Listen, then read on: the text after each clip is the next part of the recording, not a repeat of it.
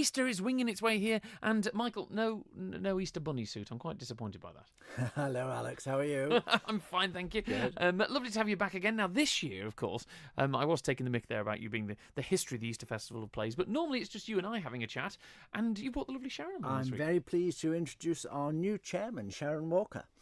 Good afternoon, Sharon. Good afternoon, Alex. Now, I'm not going to ask you any sort of questions about the whole backlog of the Easter Festival of Plays. I'll come to you in a second about what we're looking forward to this year. But, for new readers, start here, Michael.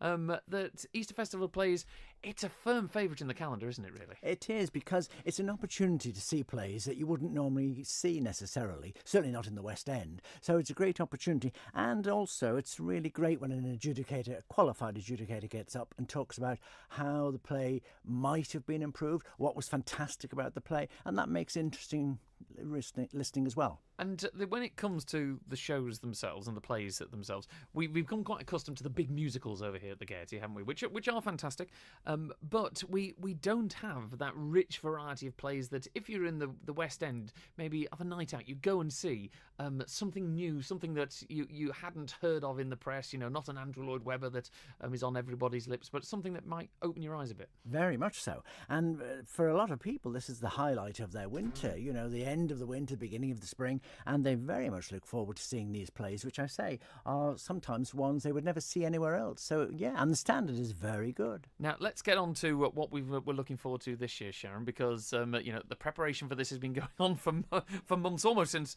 last year. It all kicks off on the 20th of April. What can we look forward to? Absolutely. As Michael says, there's a wide range of productions across the whole week. We're really fortunate to have people from Ireland, from London, from the Midlands coming over to the Isle of Man, and people come back because they enjoy performing at the Gaiety Theatre. We are so lucky to have that space that it is a really great attraction. But in addition, we are also fortunate to have some local plays this year. So both Russian and Hog the Limelight are producing full-length plays, and then on the Tuesday we're lucky enough to have a rerun of some of our one-act plays from our one-act play festival, which was very successful this year. And I know for well the one-act play festival is something that a lot of local players really do, and they gravitate towards it because there's a huge amount of work to put together a play, as we all know, at the Gaiety Theatre, whereas a one-act play is something that can be a little more manageable, but a lot more focused and intimate, isn't it? Absolutely, and the great thing about the one-act play festival is you can make it as simple as complicated as you like. So the great thing is, if you keep it simple, it's very easy for it to be portable. So to translate it onto the Gaiety stage is very easy. Now, we're not going to go through the full list of plays today, but Michael, I know for well that once we get close to the festival, you're going to be popping back with more details about what different plays people can see, what the adjudicators' reactions have been, because it's a 50-50 thing, isn't it? It's an evening of, wow, that was a fantastic play, and then it's an evening also of, oh, let's see what he's got to say about it, because they're not always kind.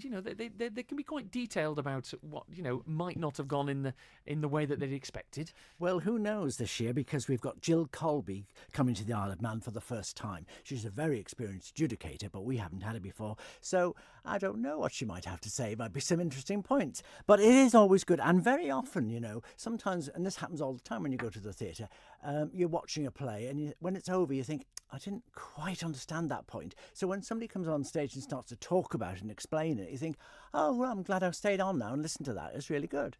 I mean, it's a lot like what people do if you go and watch a film, and I know for well then people read reviews, they go and look for reviews online and things like this, and it does help put a lot of it into context because you miss it first time round. Absolutely, yeah. And of course, that's the point. You can't see it again. No.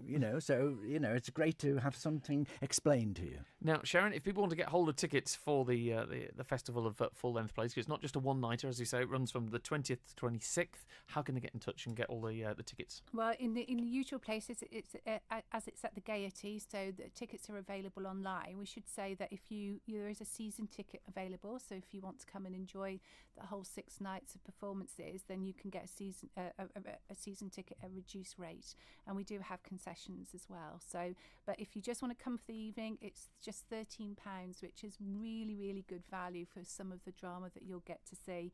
As I said before, we're really, really lucky that we get these fantastic people over to help us with our festival. So if you want to find out more details, do go online to villagaiety.com. 600 555 is the number. It's all in association with Manx Radio, and also a big thank you to the sponsors, ShopRite, and of course the Arts Council as well. And I look forward to seeing. Well, I think Michael, you're coming back to see me. I'm bringing Jill Colby with me the next time. Yes. Yes, and break a leg to all the performers as well. So I hope it goes well. Of which I'm one. Sharon, break a leg. That's a word. to someone who's not involved in Theatreland, that sounds terrible, doesn't it? know. As it's your first time, break a leg. Yeah.